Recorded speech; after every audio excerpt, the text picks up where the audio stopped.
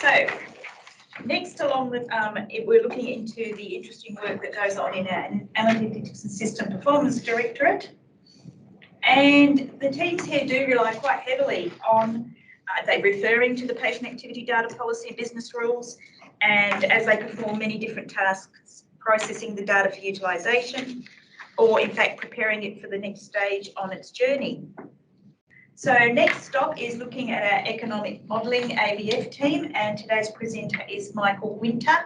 And Michael's going to give us a bit of an insight into the weighted activity units, these allocation measures, and how we allocate them, how we calculate them, what goes on in his team. So over to you, Michael. Thanks, Kath. I'm not going to give away all of our secrets, of course. So I'm the manager of the economic modelling team here in the department. At the moment, we're just a small team, and we focus on pretty much anything ABF related for the system. So at a high level, our key focuses are on the monthly ABF reporting. So as Kath mentioned earlier, and I'm sure other presenters have talked about, we heavily rely on the data from each of the different data collections, and then we value add the weighted activity units to each of the different collections, and it's used for reporting and benchmarking. We supply this information back to all the HSPs, the Mental Health Commission, and also to other areas within the department. Another area where it's used is to support the HSP Health Service Performance Reporting, trying to not use acronyms, process, and monthly returns to the HSPs. We use it to monitor the weighted activity against the service agreement targets that are set for each HSP on a financial year basis. And we get us a lot of ad hoc requests for information and ad hoc analysis related to service provision, for planning. So for example, for the New Peel Health Campus, we get involved in setting and analysing activity that's happened at Peel in the past, to use that information to try and work out what might be happening in the future. We also use it to support our annual government submissions to Treasury. So they take our activity information, and we also cater for new services, additional services, etc., as part of the government submission process. Our activities is also used to inform the annual activity target settings for the service agreement process each year. And as being alluded to, we also sit on the relevant IPA committee. So we're the more technical side of the ABF pie, so we sit on the technical committees rather than the policy type committees. And lastly, a key thing that we do, so when IPA brings out a new ABF model each year, we analyse and assess the changes to the model and understand how that impacts WA. And then we'll also use that to inform any changes that be made in the upcoming model. So as we have just recently been through that process back in early March and April to work out what the impact was for 22-23.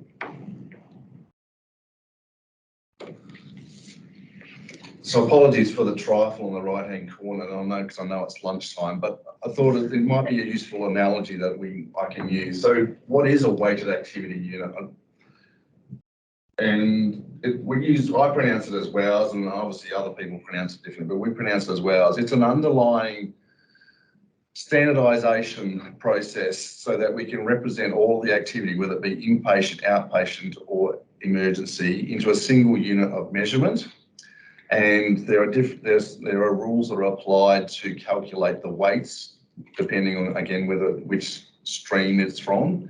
And I think of it a little bit like it's a recipe that goes into, say, a trifle, and where the ingredients, the measurements, the amount of each ingredient changes slightly year to year. As mentioned before, these WOWs are used across the system to measure, monitor, and analyse all hospital activity. It's used for benchmarking, and as Ian will talk to shortly, it's used for costing and reporting Australia-wide. At a really high level, I just want to try and give you a sense of what a WOW is worth. So one WOW, if you think about a simple general hospital episode, one WOW is essentially like an appendectomy, a simple appendectomy, 1.25 wows, or something more complicated like a heart bypass is almost 10 wows. And the biggest influence on the wow is obviously the complexity and things like length of stay. Correspondingly, if we look at emergency departments, then roughly 5 emergency department presentations that are admitted into hospital would roughly equate to 1 wow. So for example, an abdominal pain AECC, complexity A, is worth 0.21 of a wow. So if you had 5 of those, that gives you roughly 1 wow. Similarly, if we look at outpatient or non-admitted service events, it takes a lot more of those to get to 1 wow. So for example, almost 20 service events at the urology clinic would give you roughly 1 wow. All of the underlying weights are informed by the National Health Clinical Data Costing, I'm going to say that 3 times quickly, Yeah. NHCDC annual submissions, which then feed into the annual ABF model update driven by IPA. And I'll just drill into that in a bit more detail. So how is a wow calculated? So as I mentioned, we've got the different classifications. So for example, the main driver of the weight is the underlying classification. So for inpatient activity or data that we source from HMDC, the Hospital Morbidity Data Collection, a DRG or diagnosis related group is the key driver of the weight. And then there are adjustments that are applied to that DRG that then influence the end weight that gets assigned. And similarly for each of the different data collections. So for outpatients, it's the tier 2 clinic is the main driver.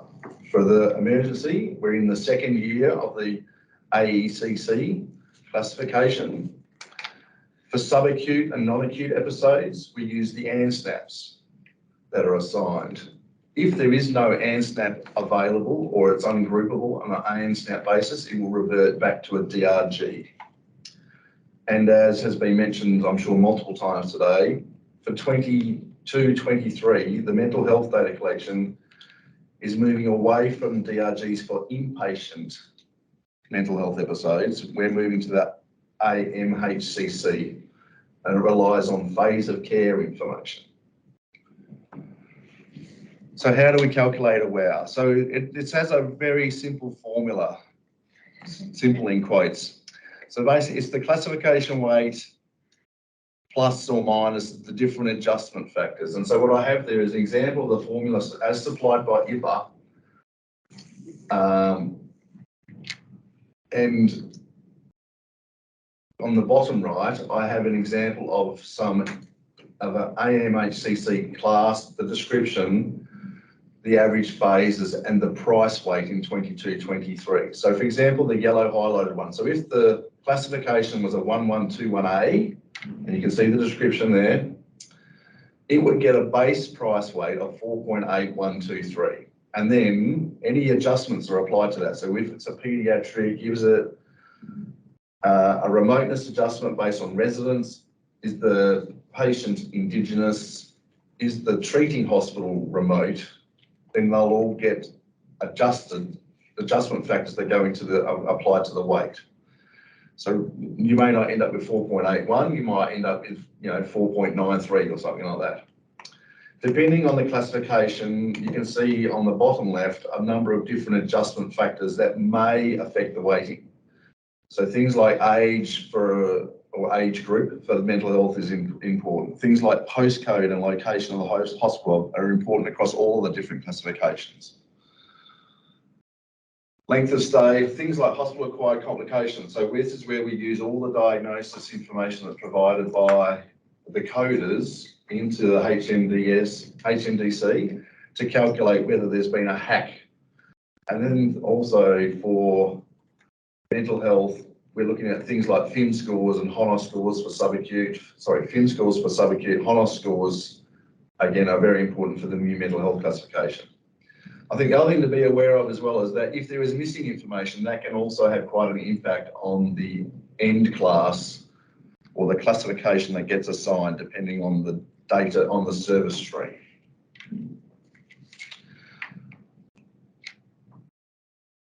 Oh, sorry. everyone. Here we go. So some specific changes for 22-23. So we're in moving into the new ABF model for 22-23. So the underlying classification weights have all changed. So when I talked about the recipe and the measurements for the ingredients in my trifle, so the trifle this year is a slightly different trifle. So rather than being a nice fruit trifle, it's now a chocolate trifle. So the underlying weights have all changed a little bit. From a classification perspective, some things to be aware of. So the emergency classification, where the AEC N class is missing or ungroupable, this will be treated exactly the same as in 21-22 and receive 75% of the corresponding UDG weight, which is on the table on the right-hand side there. So if it's missing an AECC diagnosis, then it will get assigned the corresponding UDG based on, say, admission and triage category. For inpatient classifications, the main thing I wanted to make you aware of is that there's a new version of the hospital-acquired complications. It doesn't really affect the overall numbers. It just means there's been some changes in the underlying codes that go into the groupings, and there's been some movement across the different groups of hospital-acquired complications. And as was the case in 21-22, we are not passing on avoidable hospital readmissions to the HSPs for 22-23. This will be revisited once again for 23-24. And lastly, the inpatient mental health classification is moving to AMHCC. So we rely on phase of care and HONOS scores and phase dates that align with the inpatient episode. At this point in time, the community mental health is not moving to mental health phase of care or MHCC. It is on the radar though to move in 23-24. And this, when we were talking before about IPA committees and the things that BING's team's involved in, this is where we will also be providing feedback into the 23-24 model at a later point in the year around whether WA is ready and have the appropriate processes and information in place to move to a community mental health phase of care approach for ABF. Last thing, so if you wanted further information, particularly around all things ABF, as been mentioned also by Bing previously, the IPA website is a great place to start. There's a bunch of information there around the classifications, the pricing, the costing, how ABF works from a national perspective.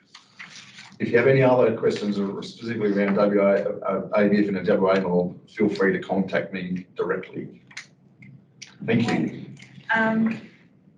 Well, that was really, really interesting. You did have a lot of challenges there, yeah? Have a couple of questions. What happens to your data, like you do all that stuff? What happens to it next? I mean, it goes to lots of places. In terms of ISPD, who uses it? Me. So in terms of ISPD, I provide that information back into the HSPR process. Then it's largely used within the economic modelling team just to respond to ad hoc queries that we get from within the department. Yeah. Got a question? Is there any way from IPA in adjusting for non-mental health inpatient episode to account the difference in admission type, i.e. elective versus non-elective for the same DRG? Is that any question? Sorry, start that again. Sure.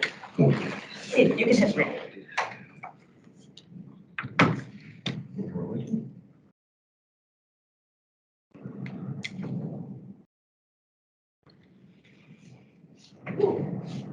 Elective versus non-elective. Not that I'm aware of, but that's something that we can follow up offline for you. Yeah. Tricky question from Ronaldo. I guess I'll ask a couple of questions that did come up. What happens like when a new hospital opens and an old one closes, and how does that muck everything up for you? Or create a challenge for you? Yeah, so I guess it obviously depends on the scenario. So, for example, when PCH opened, then we largely looked at the activity profile for PMH And then we factored in some other things like the amounts of number of beds and the capacity of PCH, and whether there was any new services coming on to them try and build a new activity profile for PCH. Yeah, did it work? As far as I know. Because I remember like when you get like a nice new shiny hospital, everybody wants to go there. Like probably with Fiona Stanley Hospital was a lot busier than maybe the activity profile suggested it was going to be. Yeah, so we did also factor in the shiny new effect of a hospital. So yes, we did factor that in. So there was an increase in activity in the first couple of years. Okay. And do we deduct? I can't remember if you did say not, but they deduct value if there's a hospital-acquired complication. So we adjust the base weight if there is a hospital-acquired complication. It depends on the type of complication. There are about 14 different hacks, and depending on their complexity and a number of other factors, it's quite a complicated model. There is an adjustment that is applied to the base weight of the episode. And so is that like federal funding and state funding? Yeah. No, I'm only talking about weights. I'm not talking about dollars. We apply the weights. We apply the same weight that would be applied at a national level to the local activity for hospital-acquired complications. What I guess we've talked a lot about patient activity data integrity and reliability and quality. What are the biggest concerns that you encounter? I know you did mention if you didn't get data, you had to default to something.